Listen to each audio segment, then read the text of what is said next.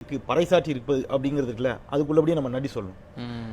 இந்த நாள் குறிப்பாக இன்றைய தினம் இருக்குல்ல, இது ஒரு வித்தியாசமான தினம். காரணம், இன்னைக்கு டிசம்பர் 6 பாபர் மசூதி இடிக்கப்பட்ட தினம். ஒவ்வொரு ஆண்டும் பாபர் மசூதி இடிக்கப்பட்ட தினம் என்று இந்தியா முழுவதும் மிகப்பெரிய அளவிலே ஆர்ப்பாட்டங்கள் போராட்டங்கள் நடைபெற்றுக் கொண்டிருக்கக்கூடிய ஒரு நிலையில் இந்த மழை வெள்ள பாதிப்புகள் மதங்களை கடந்து மனிதநேயத்தை எப்படி கொடுத்திருக்குதுன்னு பாத்தீங்கன்னா, திருவல்லிக்கேணி பார்த்தசாரி கோயிலுக்குள்ள குல்லாவை போட்ட இஸ்லாமியர்கள் உணவுப் பொட்டல்களையும் மருந்துகளையும் எடுத்துக்கொண்டு சென்று கொண்டிருக்கிறார்கள்.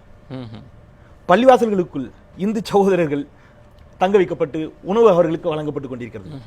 சாதி மதங்களை உடைத்தெறிந்த ஒரு மனித நேயம் அப்படிங்கிறது இருக்குல்ல, அது இன்னைக்கு இங்க நிரூபிக்கப்பட்டிருக்கு. நீங்க இந்த மாதிரியான விஷயங்களை வந்து பார்க்க முடிஞ்சது.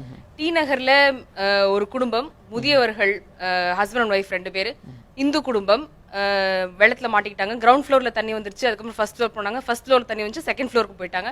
அவங்களோட பிள்ளைகள் எல்லாம் வந்து யூஎஸ்ல வெளிநாட்டுல இருக்காங்க. ரிலேட்டிவ்ஸ்க்கு ட்ரை பண்றாங்க, ஆனா யாரும் கான்டாக்ட் பண்ண முடியல. அவங்களோட தொடர்பே இல்லை.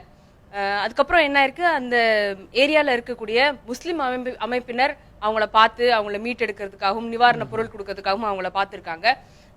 இவங்க மற்ற எல்லாருக்கும் வந்து பிரியாணி கொடுத்துருக்காங்க. ஆனா இவங்களுக்கு அந்த சாப்பிட்ற பழக்கம் இல்லைன்றனால இவங்களுக்காக ஸ்பெஷலா பிரெட் பால் எல்லாம் கொடுத்து இவங்களை கவனிச்சுட்டு இருக்காங்க. இப்ப தண்ணி கொஞ்சம் வத்துனதுக்கு அப்புறம் அங்க இருக்கக்கூடிய ரிலேட்டிவ்ஸ் போய் பார்த்து தண்ணி கொஞ்சம் குறைஞ்சிருச்சு, வந்துருங்க, வேற இடத்துக்கு போயிருக்கலாம் அப்படின்னு சொல்லும்போது அந்த பெரியவர் வந்து, நான் இங்கேருந்து வரமாட்டேன், என்னுடைய மக்கள் எல்லாம் இங்க கூட இருக்காங்க, நான் முஸ்லிம்ஸ்களா இருந்தாலும் வந்து எனக்கு நான் பிரியாணி சாப்பிட்ற பழக்கம் இல்லை அப்படின்லாம் கூட தெரிஞ்சுக்கிட்டு எனக்காக வந்து உதவி செஞ்சிருக்காங்க, நான் இங்கேருந்து வரமாட்டேன், இனிமேல் தண்ணி வந்தாலும் பரவாயில்ல, நான் இங்கே இருந்துக்கிறேன் அப்படின்னு சொல்லி அங்க தங்கிட்டாரு. மதத்தை பொறுத்த வரைக்கும் மத இனம்லாம் நம்ம நிறைய பாகுபாடு இருக்கு நம்மளுடைய சமுதாயத்துல.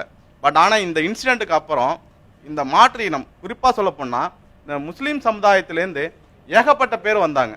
தானாவே வந்து நமக்கு வந்து இந்த மாதிரி நான் கொடுக்கணும்னு நினைச்சு நிறைய பொருள் கொடுத்தாங்க. கொஞ்சம் நெஞ்சம்லாம் இல்லை சார். பாத்தீங்கன்னா ஒரு கார் ஃபுல் ஆஃப் பிஸ்கட்ஸ். இல்ல இப்போ காட்சிகளே பார்க்கிறப்ப எங்களுடைய அலுவலகம் முழுவதுமே வந்து நாங்க வாங்கி வைக்க முடியல. ஒருங்கிணைப்பு தளம் இருக்கு பாத்தீங்களா, களம். அதான் களம் நல்லா அருமையா இது பண்ணியிருக்காங்க. அந்த களமாவே இந்த நியூஸ் தொலைக்காட்சி அமைஞ்சது. ஏகப்பட்ட மக்கள், குழந்தைகள், பெரியவர்கள், பலதரப்பட்ட மக்கள், கிறிஸ்துவ அமைப்பினர், முஸ்லீம் அமைப்பினர். முஸ்லீம் உங்களை சொல்லணும்னா, அடையாறில் நான் வந்து போயிருந்தப்ப அந்த ஆற்றுல பெருவெள்ளம் வந்தப்ப அவங்க தான் முன்னாடி இருந்து காப்பாற்றி விட்டாங்க. அதே மாதிரி இன்னொரு இடங்கள்லாம் பார்த்தீங்கன்னா குழந்தைய வந்து இந்து குழந்தைகளை வந்து தோல்லையும் மார்பளையும் போட்டு இது கடத்தி காப்பாற்றி விட்டாங்க. இது எல்லாமே